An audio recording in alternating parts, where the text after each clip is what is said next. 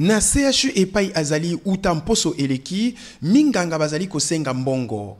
Bapota na makolo esili kota mikolobe. Pelagie Ilango, mama ya mwana aleli. Na landi bango na tongo na poste na tuni. Balobi kende na PSP. Na koma na PSP balobi mwana ali awa telebi meboke kotika mwana ngai wapi. Na pana moke mte balobi balokoti mwana moko na CAV adiki babuki makolo nzambe. Na kende mwana ngai babuki makolo. Mwana zona l'hôpital. Mota ko sunga ya zate. Mwana makolo ko mbandidi bakomi kokwela mwana soko senga lizuki.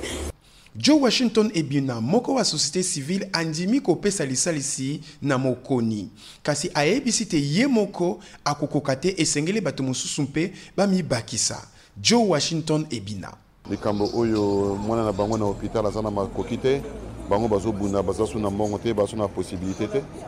Donc dès que tu as écrit Kamango, ngana président trésor nzila ya droit de l'homme, on sommes toqué na hôpital pour na koluka possibilité à cause de tout ça là.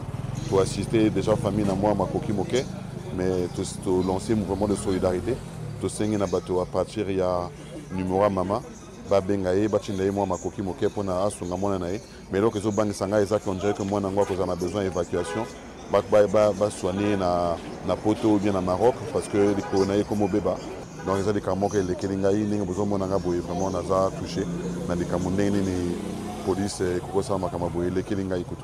Nabo Kundoli, procureur André Ngakala Oko abwakaki na monyololo ba policier bane mpe civil misato osima yako buka bilenge misato makolo na ba marato. Société civile esengi na misala mia sembo, misala mosala na ndenge esengeli mpona mosala mia torotir misila na mboka. Uta Brazzaville, Arsène Séverin, VOA Afrique.